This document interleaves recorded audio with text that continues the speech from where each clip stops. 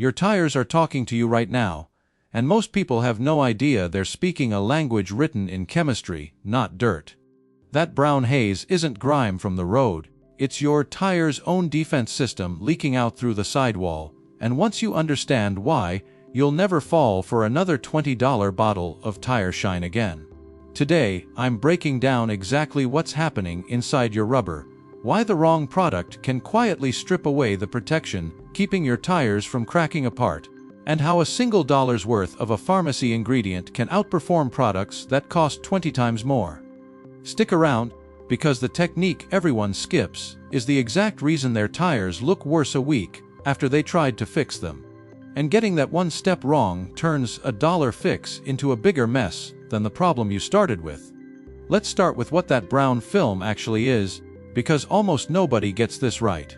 Tire manufacturers build a chemical shield directly into the rubber compound before the tire ever touches the road, made up of compounds called antiozonants. Their entire job is defense, absorbing UV radiation and airborne ozone before those two things attack the polymer chains that hold your rubber together. Without them, a tire would crack and fail in a fraction of the time it's rated for. But here's the part that surprises people. Those protective chemicals don't sit still. They migrate slowly outward through the sidewall and surface as a thin brownish film. And in the detailing world, that process has a name: blooming. You can wash it, scrub it, hose it down every weekend, and it keeps coming back. Because the source isn't sitting on the surface. It's coming from inside the rubber itself. New tires sitting on a sunny driveway can start browning before you've driven 500 miles. That brown you keep fighting isn't neglect. It's your tire spending its own protection to stay alive, and misreading that is where the expensive mistakes begin. Now here's the myth that's costing people real money. You've probably heard that tire shine causes dry rot, and that belief alone has scared plenty of drivers away from protecting their tires at all. The science tells a different story. Rubber degrades from age, UV exposure, ozone, and heat cycles. That's what actually causes dry rot, and a properly formulated dressing used correctly doesn't accelerate that process. The real culprit is the category of product and how often you're reaching for it. Solvent-based dressings, the cheap spray cans stacked at every gas station, can strip the antiozonants right off the rubber surface with repeated use. Use it once and you won't notice a thing. Use it every week for a year, and you've stripped away the exact chemicals standing between your tire and the elements, leaving bare rubber exposed with no defense left. Water-based dressings behave completely differently, sitting on the surface and adding depth without touching that protective layer underneath. The product was never the enemy. How often and how carelessly you use it is what determines whether you're protecting your tires or slowly disarming them. This is where the dollar fix comes in, and the chemistry behind it is something the tire shine industry has no incentive to explain to you. A $5 bottle of pure vegetable glycerin from the pharmacy shelf can outperform a large portion of what's sitting in the automotive aisle. Glycerin is a humectant, meaning it pulls moisture toward itself and holds it there, which is exactly why it shows up in skincare products. On a tire sidewall, it temporarily hydrates the rubber, and that hydration is what darkens the surface into a smooth satin finish, not a coating sitting on top like oil-based sprays do. That distinction matters more than it sounds. Spray dressings tend to sit on top of the rubber and reflect light in a way you can spot from across a parking lot, that unmistakable wet plastic look. Glycerin interacts with the surface itself, which is why the finish looks closer to a tire rolling straight off the factory floor than one somebody dressed an hour ago. It's a budget alternative, not a professional-grade solution, and used with the right expectations it genuinely works. Used carelessly, it turns into a streaky, dust-coated disappointment by morning. And that single mistake is why most people who try this walk away unimpressed with something that should have worked. Here's exactly how you avoid becoming one of those disappointed people. Cleaning the tire first is non-negotiable, and skipping it is the single most common reason this technique fails. Grab dish soap or a dedicated tire cleaner along with a stiff bristle brush, not a wash mitt, because you need to physically break up old product residue, brake dust, and grime embedded in the sidewall texture and lettering. Rinse it completely and then wait, because even a slightly damp sidewall will cause your mixture to run, and pull unevenly into the lettering instead of soaking in the way it should. Give it 10 to 15 minutes to air dry, or speed things up with a clean microfiber cloth, since any leftover moisture blocks even absorption and leaves you with a patchy, embarrassing finish. Once the tire is bone dry, mix your glycerin with water at a 1:1 ratio and stir it thoroughly, because straight glycerin is thick and syrupy and will clump if applied directly.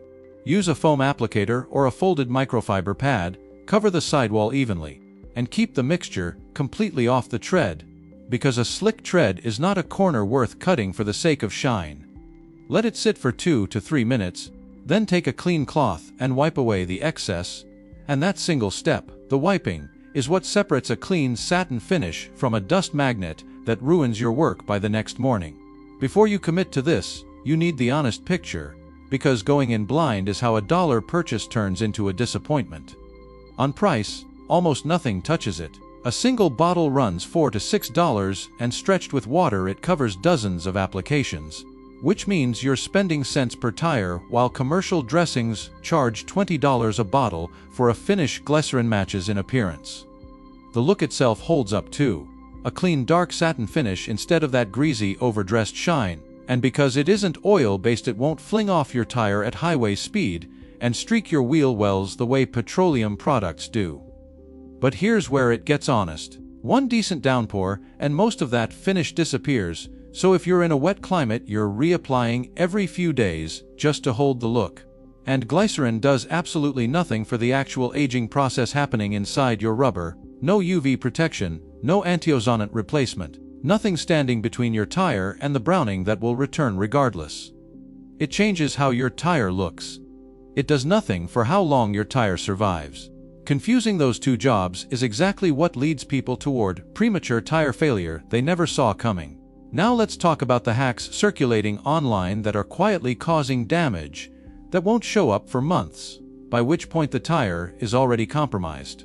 Sugar water creates an instant dark gloss that photographs beautifully and racks up views, and 6 hours later that same tire is a sticky trap coated in dust, bugs, and brake debris that's now bonded to the rubber, taking longer to clean off than if nothing had been applied at all.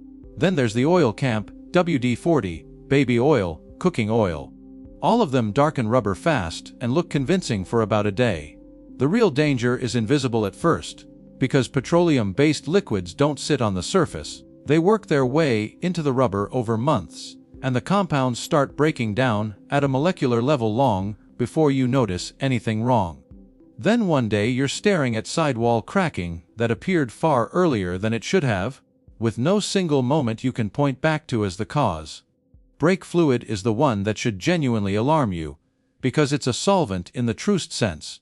And yes, it produces an intense deep black that almost nothing else matches, but it's eating into that rubber surface at a rate none of these other hacks come close to. Every one of these follows the exact same pattern: cheap, accessible, stunning on camera, and a cost that shows up quietly months later in a place nobody thinks to trace back to the source. Doing nothing at all isn't the safe option either, and the numbers here are worse than most drivers assume.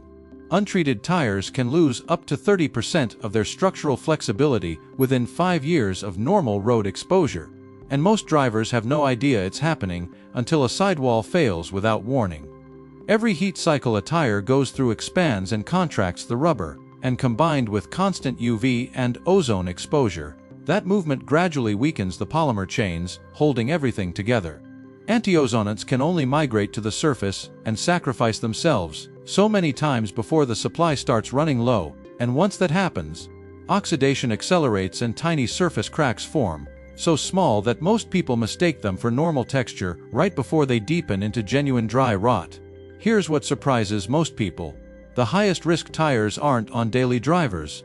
They're on vehicles that sit parked outside for weeks at a time, soaking up sun and ozone without the heat cycles that help redistribute what anti-ozonants remain. A full set of tires runs anywhere from $400 to $1,000 depending on your vehicle.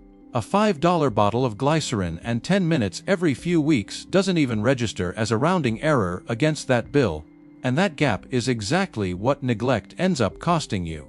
So here's the routine that actually works, and it's simpler than any $20 bottle wants you to believe. Clean your tires on every single wash day. A real scrub with a stiff brush and diluted soap, not a quick rinse, because that's what breaks up brake dust before it bonds permanently to the surface. Use a proper water-based dressing every 2 to 3 weeks for real UV protection, since that's the product actually slowing your tires' aging, rather than just dressing up its appearance. In between, whenever your tires look dull after rain or a long stretch of driving, mix your glycerin, wipe it on, buff off the excess, and in 5 minutes they look freshly detailed again without opening a new bottle of anything.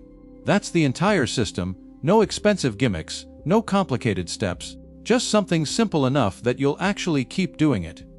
You now know exactly why your tires turn brown, why most tire shine sitting on store shelves can work against you if you overuse it, and how a single dollar bottle from the pharmacy can outperform products priced 10 times higher when you apply it correctly. Stop spending money chasing shine and start protecting the rubber underneath it. Because that difference is what separates tires that last their full lifespan from a bill you never saw coming. If this just saved you from a mistake sitting in your garage right now, hit subscribe so you don't miss the next one, and drop a comment letting me know where you're watching from.